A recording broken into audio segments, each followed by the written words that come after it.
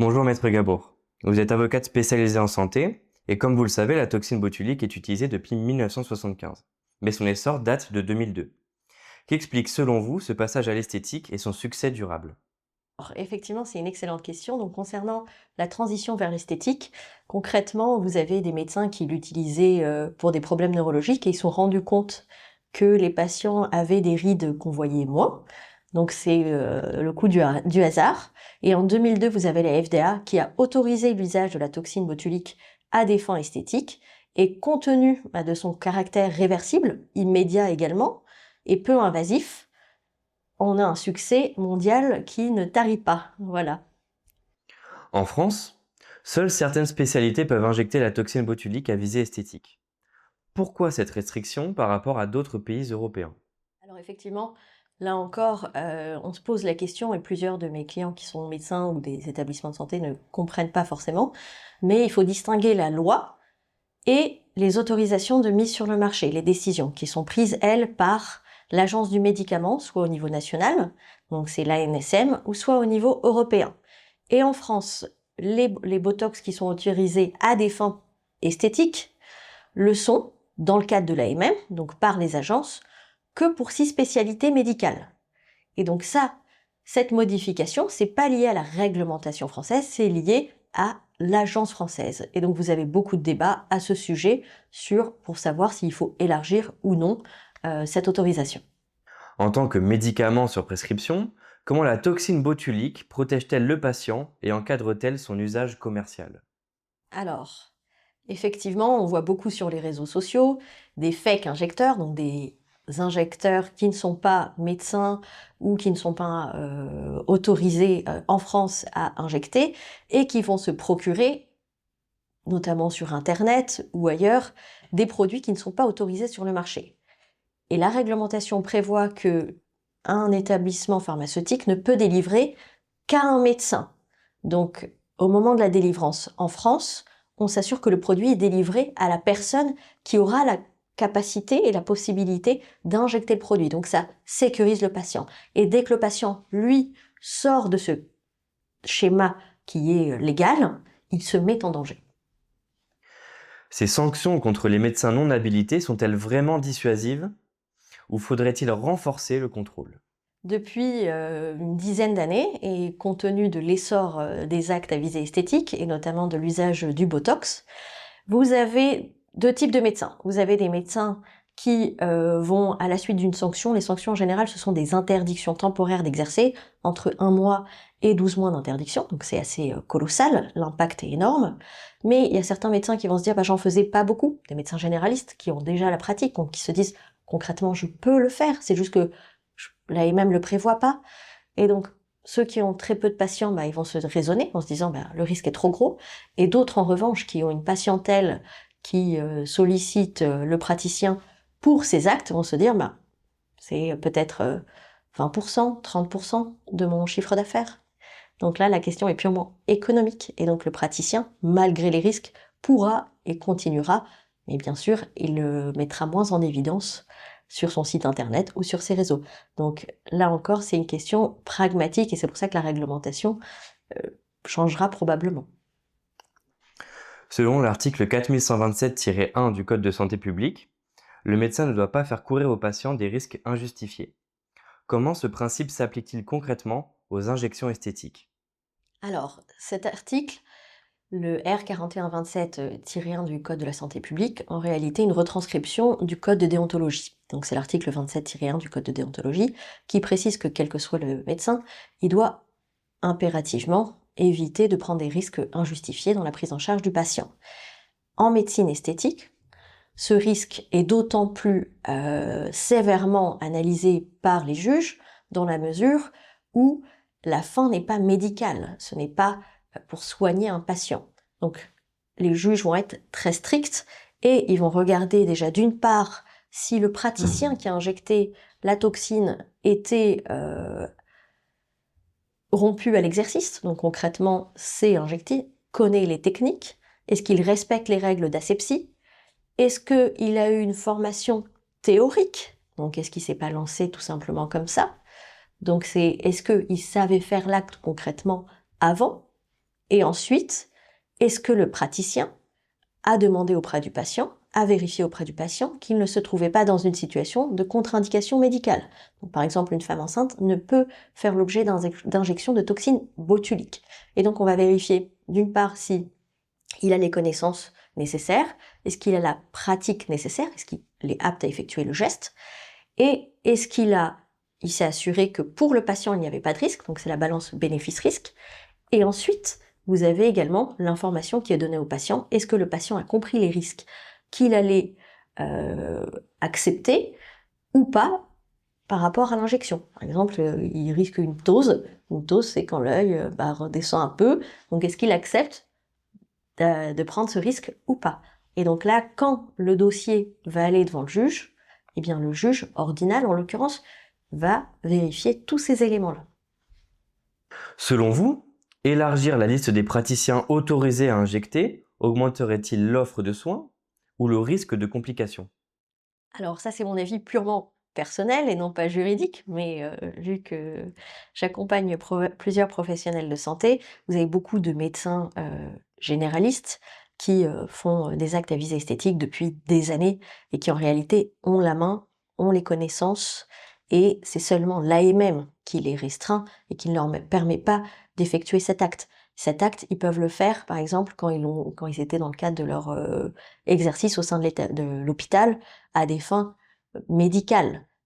Donc en réalité, l'élargissement de l'AMM, ou peut-être qu'il y a d'autres produits qui vont arriver sur le marché avec des AMM différentes, eh bien ça permettra de rassurer le professionnel de santé, ça permettra de répondre mieux à l'offre, mais pour autant, ça signifie pas que les complications seront plus fortes, dans la mesure où le médecin ne peut, quel que soit le cas, prendre de risques injustifiés à l'égard de son patient. Donc s'il ne maîtrise pas l'acte, qu'il soit spécialiste ou pas, il est censé s'abstenir. Au Royaume-Uni, des infirmières peuvent injecter.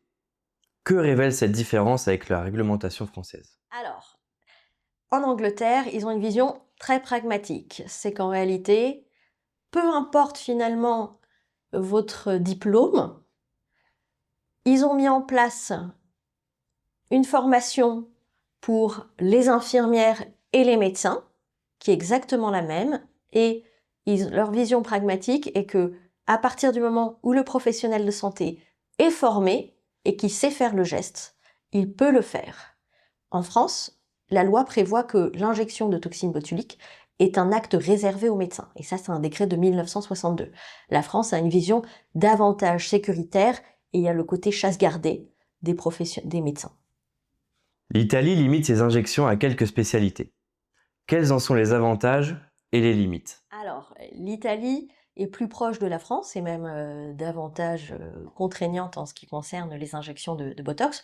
Donc bien sûr, la sécurité, elle est maximale pour les patients.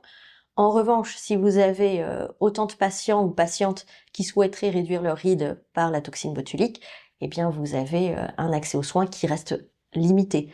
Et ce qui peut conduire, justement, quand c'est trop strict, à l'utilisation de produits en dehors du cadre légal. Le Health Education England recommande des formations universitaires pour les injecteurs. La France devrait-elle adopter une certification similaire? Alors effectivement, donc le ministère de la Santé en Angleterre prévoit une certification qui est commune pour les infirmières et pour les médecins. Donc c'est la formation préalable qui leur permet d'injecter après. Ce serait bien d'avoir une formation similaire, mais par rapport à la mentalité des institutions françaises, dans un premier temps, elle devra être réservée aux médecins et non pas aux autres professionnels de santé. D'un point de vue juridique, quels sont aujourd'hui les principaux risques pour un médecin pratiquant illégalement des injections de toxines botuliques? Alors, le plus gros risque, tout simplement, il est disciplinaire, comme je le disais tout à l'heure. L'ordre des médecins a la capacité, donc la chambre disciplinaire a la capacité d'interdire le médecin d'exercer. Et donc, il ne pourra pas exercer. Bien sûr, vous avez un autre aspect. Donc, vous avez plusieurs médecins qui sont, par exemple, des médecins généralistes, et quand bien même ils ne sont pas dans l'une des 6 spécialités, ils vont avoir une police d'assurance, ils vont s'assurer que la toxine botulique est prise en charge en cas de problématique. Donc, s'il y a un problème avec un patient. Donc, ils seront pris en charge par l'assurance. En revanche, le praticien qui n'est qui n'est pas de la spécialité autorisée et qui n'a pas d'assurance, mais il aura un risque à l'ordre et bien sûr un risque énorme dans la mesure où son assurance ne prendra pas en charge les dommages et intérêts qu'il devrait donner par exemple à un patient qui l'aurait raté.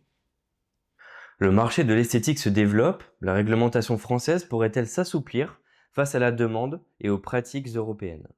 Alors en France, vous avez une double balance. Vous avez les professionnels qui ont envie, bien sûr, et les syndicats qui se mobilisent davantage parce qu'ils se rendent compte qu'il y a des médecins qui sont lourdement sanctionnés alors que les risques sont très limités médicalement. Donc ils souhaitent faire évoluer les choses. Donc on a dans ce sens-là une évolution favorable avec l'ordre des médecins qui a décidé de reconnaître des DU en médecine esthétique. Mais pour autant, il faut bien dissocier cette reconnaissance avec l'AMM. Tant que l'AMM ne sera pas modifiée, on ne pourra pas faire d'injection de toxine botulique. Donc, on a une avancée, mais l'avancée est encore très lente en France. Selon vous, comment concilier sécurité des patients, liberté des praticiens et harmonisation européenne pour la toxine botulique?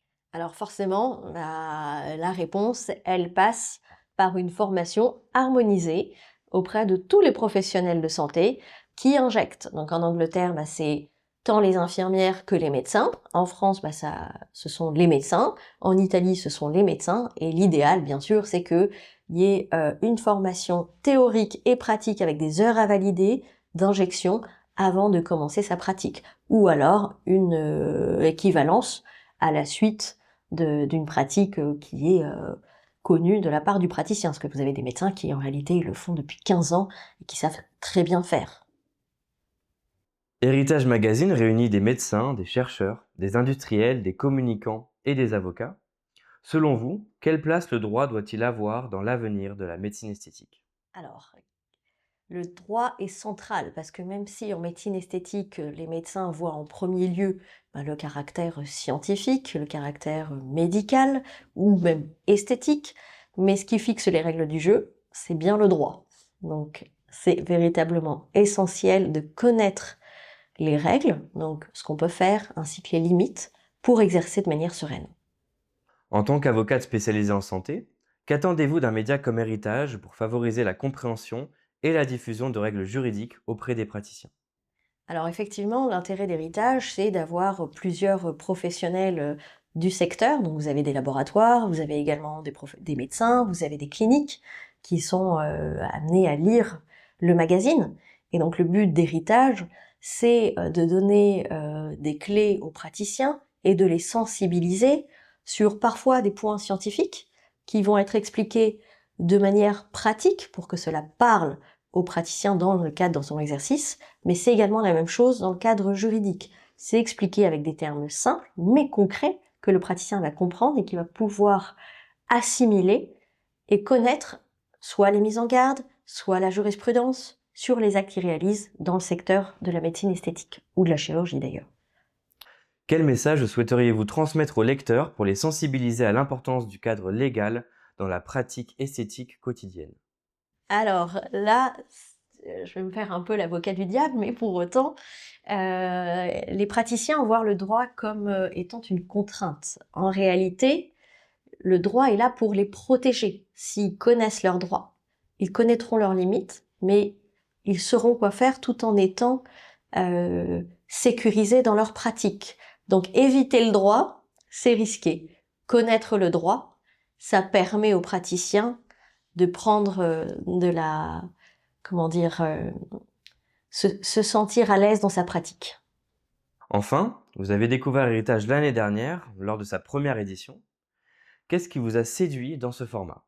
Alors Héritage, c'est vraiment l'un des seuls magazines qui justement donne la parole de manière assez large. On n'a pas deux lignes où finalement on se dit j'ai qu'un bout de l'information. On a véritablement par thème une information qui permet de prendre connaissance. Moi qui suis pas médecin, quand je lis les articles qui sont rédigés par les médecins, ils sont à la fois complets, mais pour autant ils sont compréhensibles pour les non-professionnels de santé. Donc moi, ça m'enrichit à titre personnel, tout en n'ayant pas l'impression de lire une revue scientifique pure et dure de 15 pages. Donc c'est une chance pour tous les praticiens qui ont la possibilité, ou les laboratoires qui ont la possibilité d'avoir entre leurs mains un regard croisé des différents acteurs de ce système.